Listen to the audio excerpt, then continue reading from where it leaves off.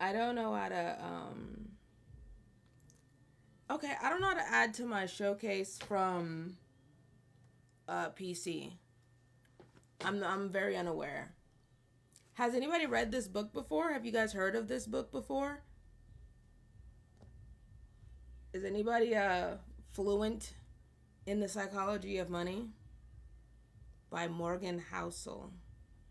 Awesome. Thank you for the likes, guys. I appreciate it. Welcome to the live, everyone. This is these are our two books right now. We're doing the Psychology of Money and the 44 Laws of Peace. First law, be present, which it makes sense. That first law does make a lot of sense. I also found my bookmarks. I know yesterday we couldn't find the bookmarks, but I found my bookmarks. So we're going to use this bookmark for the Psychology of Money, which, hey, whatever, right? Oh, it looks kind of blue. My black light is on. My black light is on, so it's shiny right now, but that's the one we're using for the Psychology of Money. Thank you for the likes, guys. I appreciate it. And then we've got this bookmark that says Color Our World, right? And then for every book that you finish, you're supposed to color in the diamond. So I decided for every book that we finish together, then I would color in a diamond. Technically one of these should already be colored in, but I'm going to let you guys choose the color for whoever decides to engage in that way, Some people don't. The back of this bookmark says, make your vision so clear that your fears become irrelevant. That's so cool. Luck and risk. So this is a story about how Bill Gates got rich. I don't know if you guys are familiar with this story, but it's like a 1 in a million chance on top of a 1 in a million chance. This one's super cool. This one's definitely worth listening to.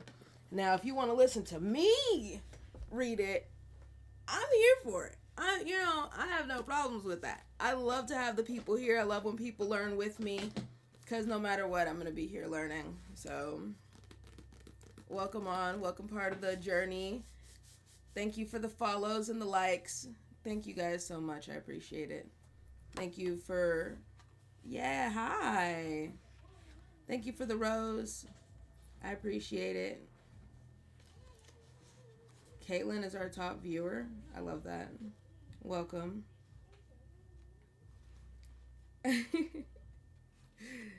Yes. That's crazy because my goal for this live is to get 2,000 likes and 2 shares. So I don't know if anybody shared the live yet, but if you just press copy link, they're going to think you did. Okay. I don't know if you've come across this book before, you read it before, but I'm about to start the reading. Ooh. Here, let me move this camera down just a wee bit, but not too much. Because I know TikTok mobile does a thing. Like, if I have my live studio set up where if you took your device and you made it landscape, you'd be able to see my whole camera without all that stuff. But for those of y'all who are portrait users,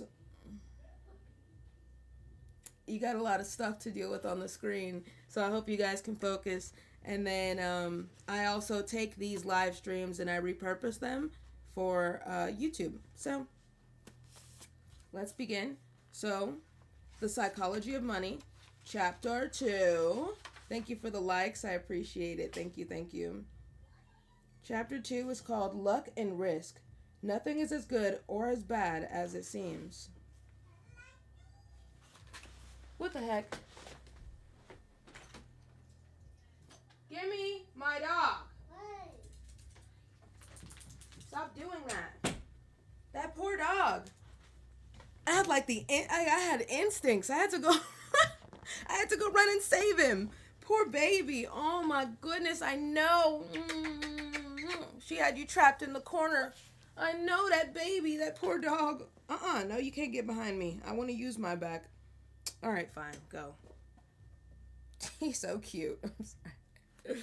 He sits behind me. That's his spot. Hold on. Maybe it's better if I show you him from this side. That's his little spot.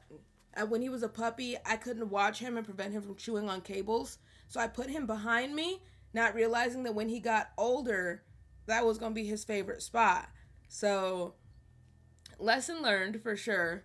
Because he's small though, So, like, I have an arch in my back, so I can lean back without, like, crushing him or anything. He just chills there. That's his spot. But sometimes he makes it uncomfortable. Yeah. All right, let's get started. Because it's only a couple of pages. This story isn't that long, and I don't want to go to 2 chapters because there's only like 20 chapters altogether. Oh, never mind. There's 21 chapters altogether. Either way, we don't want to go too far. So, we want to make this book last the rest of December. Okay. All right. Luck and risk are siblings. They are both the reality that every outcome in life is guided by forces other than individual effort. NYU professor Scott Galloway has a related idea that is so important to remember when judging success, both your own and others. Nothing is as good or as bad as it seems. Bill Gates went to one of the only high schools in the world that had a computer. The story of how Lakeside School, just outside Seattle, even got a computer is remarkable. Bill Dogal was a World War II Navy pilot turned high school math and science teacher. He believed that book study wasn't enough without real-world experience. He also realized that we'd need to know something about computers when we got to college, recalled late Microsoft co-founder Paul Allen. In 1968, Dogal petitioned the Lakeside School Mothers Club to use the proceeds from its annual rummage sale, about $3,000, to lease a Teletype Model 30 computer hooked up to the General Electric mainframe terminal for computer time sharing. The whole idea of time sharing only got invented in 1965. Gates later said, "Someone was pretty forward-looking. Most university graduate schools did not have a computer anywhere near as advanced as Bill Gates had access to in 8th grade, and he couldn't get enough of it." Gates was 13 years old in 1968 when he met classmate Paul Allen. Allen was also obsessed with the school's computers, and the two hit it off. Lakeside's computer wasn't part of its general curriculum. It was an independent study program. Bill and Paul could toy away with the thing at their leisure, letting their creativity run wild. After school, late into the night, on weekends, they quickly became computing experts. During one of their late night sessions, Allen called Gates, showing him a Fortune magazine and saying, "What do you think it's like to run a Fortune 500 company?" Ooh. Allen said he had no idea. "Maybe we'll have our own computer company someday," Gates said. "Microsoft is now worth more than $1 trillion. A little quick math. In 1968, there was roughly 303 million high school-age people in the world, according to the UN. About 18 million of them lived in the United States. About 270,000 of them lived in Washington State. A little over 100,000 of them lived in the Seattle area, and only about 300 of them attended Lakeside School. Start with 303 million, end with 300. 1 in a million high school age students attended the high school that had the combination of cash and foresight to buy a computer. Bill Gates happened to be one of them. Gates is not shy about what this meant. If there had been no Lakeside, there would have been no Microsoft. He told the school's graduating class in 2005.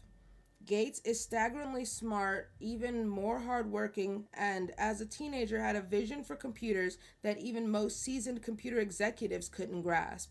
He also had a 1 in a million head start by going to a school at Lakeside. Now let me tell you about Gates' friend, Kent Evans. Oh my God, this story! Okay. He experienced an equally powerful dose of luck's close sibling, risk. Okay. Bill Gates and Paul Allen became household names thanks to Microsoft's success. But back at Lakeside, there was a third member of this gang of high school computer prodigies. Kent Evans and Bill Gates became best friends in 8th grade. Evans was, by Gates' own account, the best student in the class. The two talked on the phone ridiculous amounts, Gates recalls in his documentary, Inside Bill's Brain. I still know Kent's number, he says, 525-7851. Evans was no was Evans was as skilled with computers as Gates and Allen. Lakeside once struggled to manually put together the school's class schedule. A maze of complexity to get hundreds of students the classes they need at times that don't conflict with other courses. I just got distracted. I'm sorry. The school asked Bill and Kent, children by any measure, to build a computer program to solve the problem. It worked. And unlike Paul Allen, Kent shared Bill's business mind and endless ambition. Kent always had the big briefcase like a lawyer's briefcase, Gates recalls. We were always scheming about what we'd be doing 5 or 6 years in the future. Should we go be CEOs? What kind of impact could you have? Should we go be generals? Should we go be ambassadors? Whatever it was, Bill and Kent knew they'd do it together. After reminiscing on his friendship with Kent, Gates trails off. We would have kept working together. I'm sure we would have gone to college together. Kent could have been a founding partner of Microsoft with Gates and Allen. But it would never happen. Oh my gosh. Okay, but it would never happen. Kent died in a mountaineering accident before he graduated high school. Every year, there were around 36 mountaineering deaths in the United States. The odds of being killed on a mountain in high school are roughly 1 in a million. Bill Gates experienced 1 in a million luck by ending up at Lakeside. Kent Evans experienced 1 in a million risk by never getting to finish what he and Gates set out to achieve. The same force, the same magnitude, working on opposite directions. Luck and risk are both the reality that every outcome in life is guided by forces other than individual effort. They are so similar that you can't believe in one without equally respecting the other. They both happen because the world is too complex to allow 100% of your actions to dictate 100% of your outcomes. They are driven by the same thing. You are one person in a game with 7 billion other people and infinite moving parts. The accidental impact of actions outside of your control can be more consequential than the ones you consciously take. But both are so hard to measure and hard to accept that they too often go overlooked. For every Bill Gates, there is a Kent Evans who was just as skilled and driven, but ended up on the other side of life roulette. If you give luck and risk their proper respect, you realize that when judging people's financial success, both your own and others, it's never as good or as bad as it seems. Now, we're not done with this chapter, but wow. Wow. Guys, welcome in everybody, by the way. Thank you guys so much for the love and the likes. I'm baffled. I don't even know what to say. I think we can let's finish it up. Let's finish up this chapter. We'll finish the chapter because that was wild. That was outlandish. We'll come back. We'll talk about it. Years ago, I asked economist Robert Shiller, who won the Nobel Prize in Economics, what do you want to know about investing that we can't know? The exact role of luck and successful outcomes, he answered. I love that response because no one actually thinks luck doesn't play a role in financial success. But since it's hard to quantify luck and rude to suggest people's success is owed to it, the default stance is often to implicitly ignore luck as a factor of success. If I say, there are a billion investors in the world, by sheer chance, would you expect 10 of them to become billionaires predominantly off luck? You would reply, of course. But then, if I ask you to name those investors to their face, you will likely back down. When judging others, attributing success to luck makes you look jealous and mean, even if we know it exists. And when judging yourself, attributing success to luck can be too demoralizing to accept. Economist Bhaskar Mazumdar, has shown that incomes among brothers are more correlated than height or weight. If you are rich and tall, your brother is more likely to also be rich. Your brother is more likely to also be rich than he is tall. I think most of us intuitively know this is true. The quality of your education and the doors that open for you are heavily linked to your parents' socioeconomic status. But find me two rich brothers and I'll show you two men who do not think this study's findings apply to them. Failure, which can be anything from bankruptcy to not meeting a personal goal, is equally abused. Did failed businesses not try hard enough? Were bad investments not thought through well enough? Are wayward careers due to laziness? Sometimes, yes, of course. But how much? It's so hard to know. Everything worth pursuing has less than 100% odds of succeeding, and risk is just what happens when you end up on the unfortunate side of that equation. Just as with luck, the story gets too hard, too messy, too complex if we try to pick apart how much of an outcome was conscious decision versus a risk. Say I buy a stock and 5 years later it's gone nowhere. It's possible that I made a bad decision by buying it in the first place. It's also possible that I made a good decision that had an 80% chance of making money, and I just happened to end up on the side of the unfortunate 20%. How do I know which is How do I know which is which? Did I make a mistake or did I just experience the reality of risk? It's possible to statistically measure. Wow. It's possible to statistically measure whether some decisions were wise, but in the real world, day to day, we simply don't. It's too hard. We prefer simple stories, which are easy but often devilishly misleading. After spending years around investors and business leaders, I've come to realize that someone else's failure is usually attributed to bad decisions, while your own failures are usually chalked up to the dark side of risk. When judging your failures, I'm likely to prefer a clean and simple story of cause and effect because I don't know what's going on inside your head.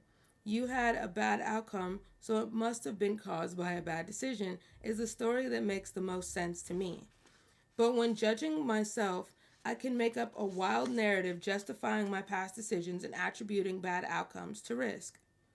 The cover of Forbes magazine does not celebrate poor investors who make good decisions but happen to experience the unfortunate side of risk, but it almost certainly celebrates rich investors who make okay or even reckless decisions and happens to get lucky. Both flipped the same coin that happened to land on a different side. The dangerous part of this is that we're all trying to learn about what works and what doesn't with money. What investing strategies work, which ones don't. What business strategies work, which ones don't. How do you get rich? How do you avoid being poor? We tend to seek out these lessons by observing successes and failures and saying, what did she avoid? Or do what she did, avoid what he did. If we had a magic wand, we would find out exactly what proportion of these outcomes were caused by actions and that are repeatable versus the role of random risk and luck that swayed those actions one way or the other. But we don't have a magic wand. We have brains that prefer easy answers without much appetite for nuance. So identifying the traits we should emulate or avoid can be agonizingly hard. Let me tell you another story of someone who, like Bill Gates, was wildly successful, but whose success is hard to pin down as being caused by luck or skill. Okay, here we go. Another story. Cornelius Vanderbilt had just finished a series of business deals to expand his railroad empire. One of his business advisors leaned in to tell Vanderbilt that every transaction he agreed to broke the law. "My God, John," said Vanderbilt, "you don't suppose you can run a railroad in accordance with the statutes of the state of New York, do you?"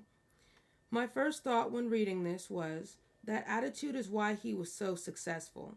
Laws didn't accommodate railroads during Vanderbilt's day, so he said, "To hell with it," and went ahead anyways. Vanderbilt was wildly successful, so it was tempting to view his law flouting.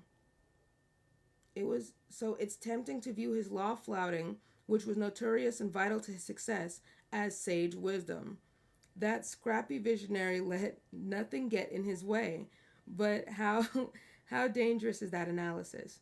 No sane person would recommend flagrant crime as an entrepreneurial trait. You can easily imagine Vanderbilt's story turning out much different. An outlaw whose young company collapsed under court order. So we have a problem here.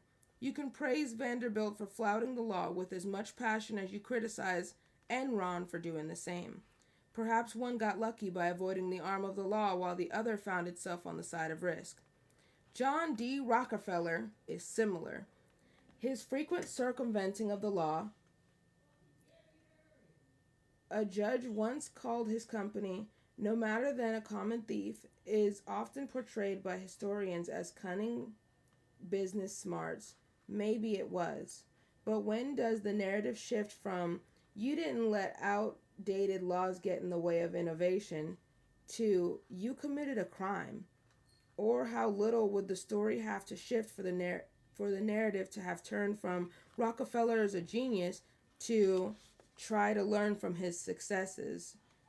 Wait, Rockefeller was a genius, try to learn from his successes, to Rockefeller was a criminal, try to learn from his business failures. Very little. What do I care about the law? Vanderbilt once said. I ain't got the power. He did, and it worked. But it's easy to imagine those being the last words of a story with a very different outcome. The line between bold and reckless can be thin. When we don't give risk and luck their proper billing, it's often invisible. Benjamin Graham is known as one of the greatest investors of all time, the father of value investing and the early mentor of Warren Buffett. But the majority of Benjamin Graham's investing successes was due to owning an enormous chunk of Geico stock, which by his own admission broke nearly every diversification rule that Graham himself laid out in his future texts. What? Where does the thin line between bold and reckless fall here? I don't know. Graham wrote about his Geico bonanza. One lucky break or one supremely shrewd decision. Can we tell them apart? Not easily. We similarly think Mark Zuckerberg is a genius for turning down Yahoo's 2006 $1 billion offer to buy his company. He saw the future and stuck to his guns. But people criticize Yahoo with as much passion for turning down its own big buyout offer from Microsoft. Those fools should have cashed out while they could. Sorry. What is the lesson for entrepreneurs here? I have no idea because risk and luck are so hard to pin down. There are so many examples of this. Countless fortunes and failures owe their outcome to leverage. The best and worst managers drive their employees as hard as they can. The customer is always right, and customers don't know what they want are both accepted business wisdoms. The line between inspiringly bold and foolishly reckless can be a millimeter thick and only visible with hindsight. Risk and luck are doppelgangers. This is not an easy problem to solve. The difficulty in identifying what is luck, what is skill, and what is risk is one of the biggest problems we face when trying to learn about the best way to manage money. But two things can point you in a better direction. Okay, this part's in bold text. It says, be careful who you praise and admire. Be careful who you look down upon and wish to avoid becoming. Okay, no longer in bold. It says, or just be careful when assuming that 100% of outcomes can be attributed to effort and decisions. After my son was born, I wrote him a letter that said, in part, okay, let me do quotations, because here's the letter. Some people are born into families that encourage education. Others are against it. Some are born into flourishing economies encouraging of entrepreneurship. Others are born into war and destitution, and I want you to be successful, and I want you to learn to earn it, but realize that not all success is due to hard work, and not all poverty is due to laziness. Keep this in mind when judging people, including yourself. Therefore, focus less on specific individuals and case studies and more on broad patterns. Studying a specific person can be dangerous because we tend to study extreme examples, the billionaires, the CEOs, or the massive failures that dominate the news. And extreme examples are often the least applicable to other situations given their complexity. The more extreme the outcome, the less likely you can apply its lessons to your own life. Because the more likely the outcome has influenced, the more likely the income was influenced by extreme ends of luck or risk. You'll get closer to actionable takeaways by looking for broad patterns of success and failure. The more common the pattern, the more applicable it might be to your life. Trying to emulate Warren Buffett's investment success is hard because his results are so extreme that the role of luck in his lifetime performance is very likely high, and luck isn't something you can reliably emulate. But realizing, as we'll see in chapter 7, that people who have control over their time tend to be happier in life is a broad and common enough observation that you can do something with it. My favorite historian, Frederick Lewis Allen, spent his career depicting the life of the average median American, how they lived, how they changed, what they did for work, what they ate for dinner, etc. There are more relevant lessons to take away from this kind of broad observation than there are in studying the extreme characteristics that tend to dominate the news. Bill Gates once said, "Success is a lousy teacher. It seduces smart people into thinking they can't lose." That was in our last book, by the way. When things are going extremely well, realize it's not as good as you think. You are not invincible, and if you acknowledge that luck brought you success, then you have to believe in luck's cousin, risk, which can turn your story around just as quickly. But the same is true in other directions. In the other direction. Failure can be a lousy teacher because it seduces smart people into thinking their decisions were terrible when sometimes they just reflect the unforgiving realities of risk.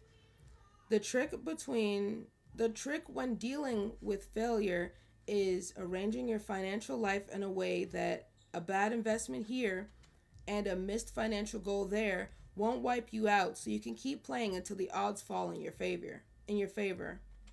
But more important is that as much as we recognize the role of luck in success, the role of risk means we should forgive ourselves and leave room for understanding when judging failures.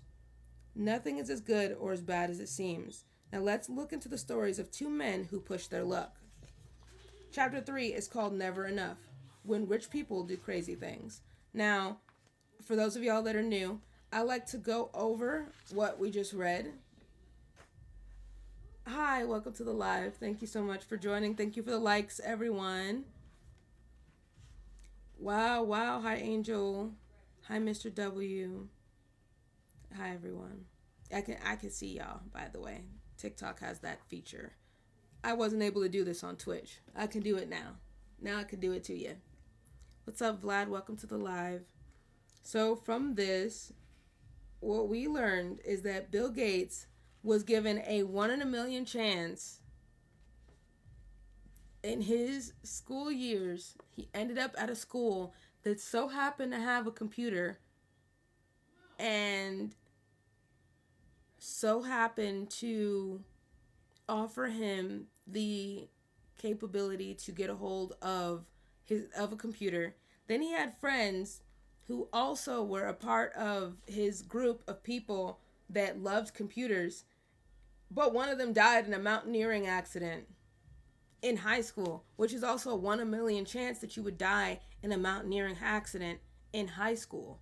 So the fact that he had that luck, and it's like, and he's right in the book. He's like, you don't really tell people that the reason why, or that part of the reason why they got their success has a lot to do with luck.